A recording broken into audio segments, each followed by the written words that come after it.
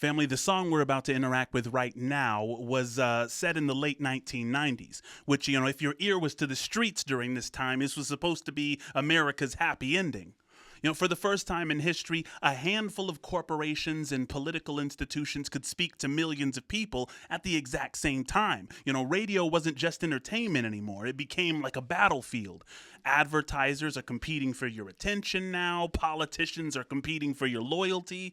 And news organizations are competing to define reality before anybody else could. Every election or cultural movement had one question beneath it. Who controls the microphone, right? By the late 90s, media ownership becomes increasingly concentrated, and radio playlists were narrowing. Political messaging was becoming more polished, and marketing wasn't just selling products. It was trying to sell like identities and lifestyles and versions of the truth. The world ego rarely needs to silence opposing voices. It's just enough to flood the airways until every frequency sounds the same, right? When attention becomes a commodity, whoever buys the loudest signal can begin shaping what feels normal and obvious. Rage Against the Machine looked at that landscape and asked a dangerous question. What if the real revolution isn't taking over the radio? It's becoming impossible for the radio to control.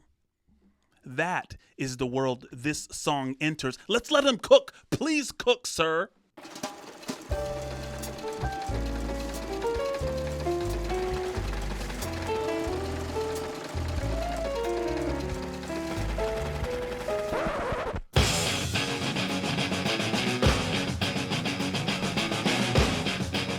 Yeah, talk to me, baby.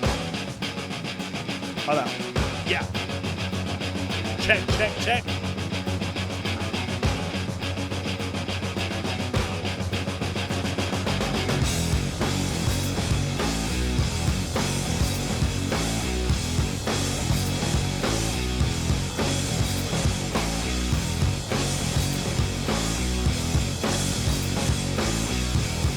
Zach is just standing there.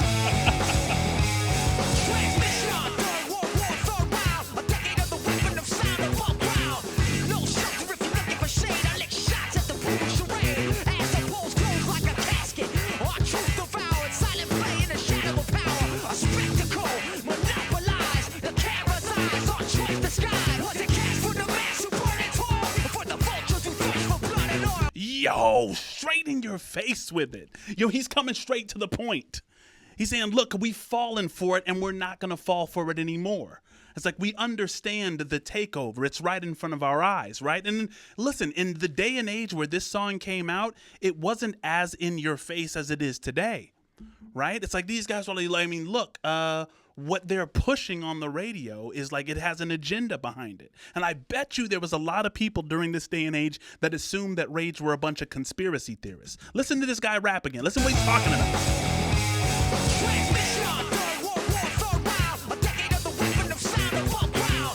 A decade of the weapon of sound above ground. Listen to the man talk, right? Music is it's a universal language, right? It's like, why wouldn't a political power, if they could utilize music for control, why wouldn't they use that, right? It's not just a conspiracy theory.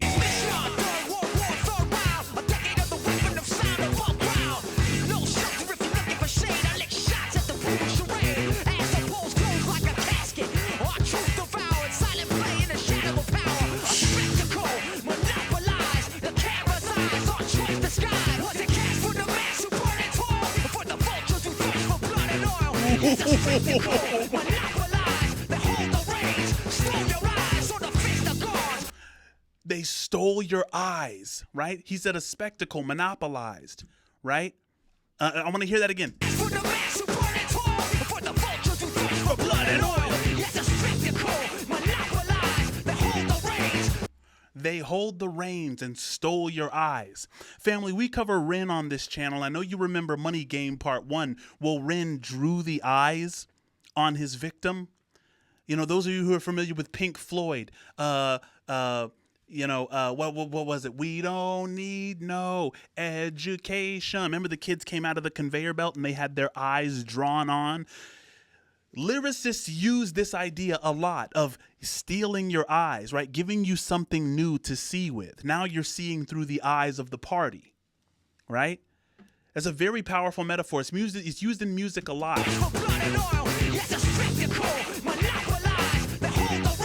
Stole your eyes.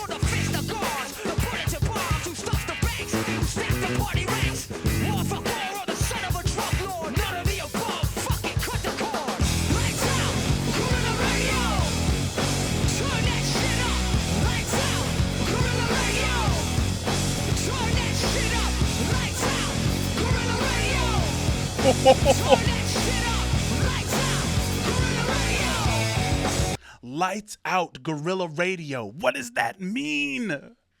Guys, I'm so tempted to consult the Oracle, but I shouldn't. I know this is my first reaction. Guys, leave it in the comments. This is where I depend on you. Lights out. Lights out, right? So why do we want the lights out? Guerrilla radio.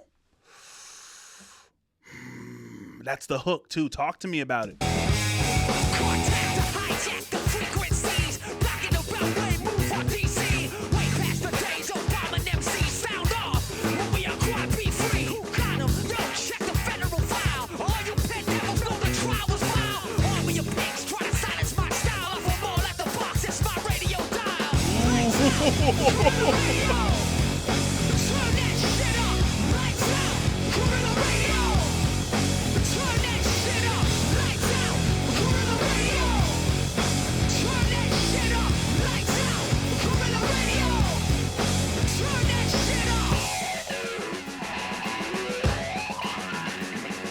So, I mean, he has this sweatshop, right? And what's the idea of a sweatshop? If not, people who are making low quality things, right? It only benefits the corporation. The workers are not taken care of in a sweatshop. The products are not, quality products, right? You have, what's the term? Planned obsolescence. That's the idea, right? Where the manufacturers who, do this kind of sweatshop stuff, it's like the product is created to become obsolete in just a few years because they want you buying more and more products. So the idea of a sweatshop is a perfect symbol of what they're trying to get across. That this situation benefits nobody at all but the elite.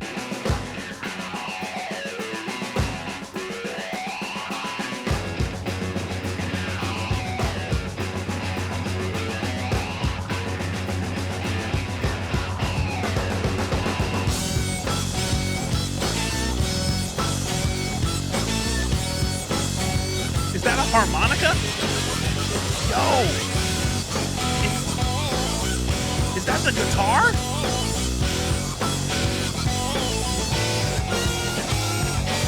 has to start somewhere.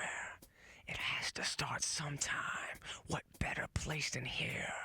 What better time than now?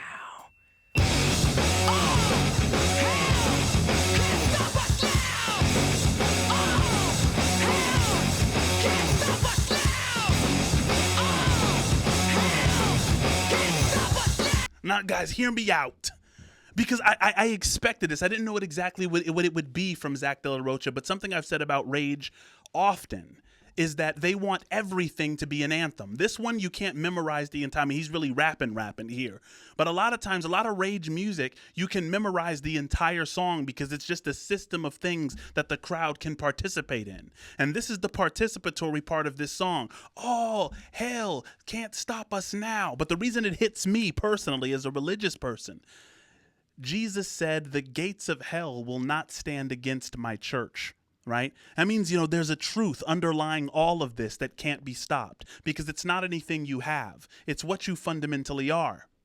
And so what Zach is saying is like, look, if we can actually do this thing, if we can rise above what we have figured out that they're trying to kind of poison us with these, advertisements and, trying to kind of get us to abandon our being in order to be in the having mode, right?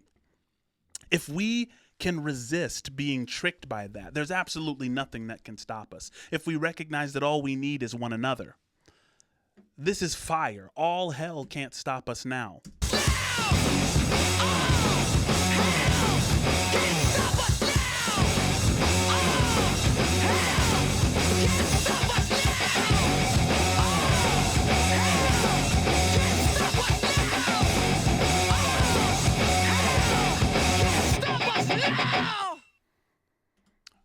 I might say this, bro. Zach's voice is probably one of my favorites, and it's just, like the rap, the screaming, the chants, the mantras, you can feel it. It comes directly from his soul, and it's become timeless. It's like stamped.